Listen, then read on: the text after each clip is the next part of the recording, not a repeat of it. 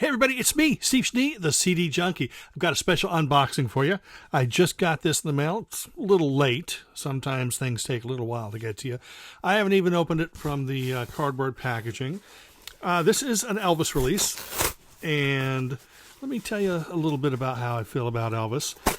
Now, I think in the 50s, that was his wildcat days. He was just on fire, just this great voice, this great original voice, this great music. After the Army, he went into this sort of crooner.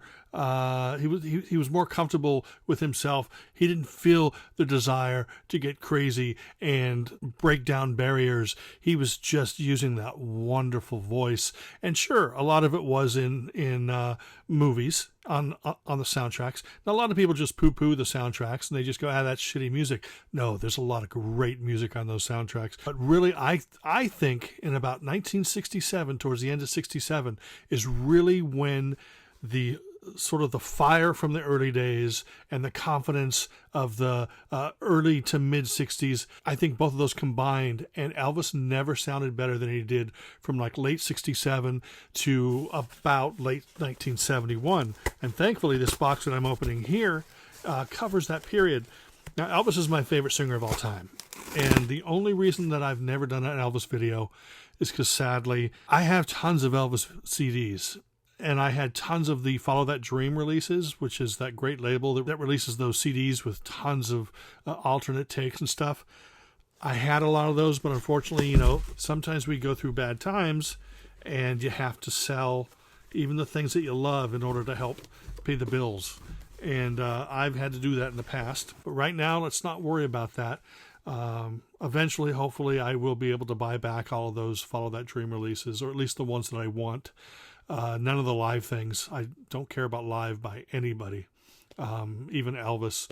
But I love the studio stuff. Soundtracks, the 70s albums I love, 50s albums I love. Anyway, what this is Elvis in Nashville. This was recorded in 1971 in Nashville, and this is a great, in my opinion, his voice is absolutely fantastic during this period.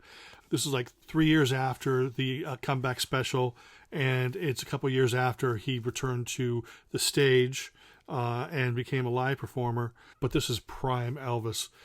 So you get this package here, and it looks like, see, I've never seen this before. This is the first time I'm opening it. I've only ever seen pictures of it. So there's that.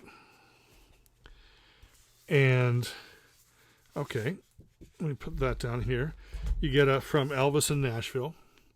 Now the sessions that everybody really loves were from 69, Elvis in Memphis, and those are great too.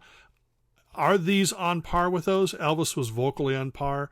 The material may not have been quite up to that level, but this is really, really superb. This is really a great period in his career. He just never, his voice is it's just something to behold. But let me see here. Here is the actual thing with the CDs in it.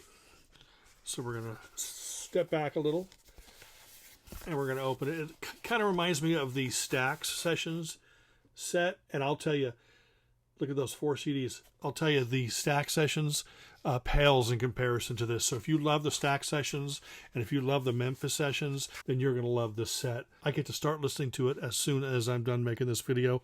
From Elvis in Memphis, this is so exciting. 4 CDs, Elvis, top of his game vocally. And I've heard tons of this material, the recorded albums that came out during this period. But it's going to be great to hear some alternate versions. And everything that RCA does and everything that Follow That Dream does, I have to get sad again whenever I think about that I had to sell my Follow That Dream CDs. From Elvis in Nashville, exciting. I think everybody needs to check this out.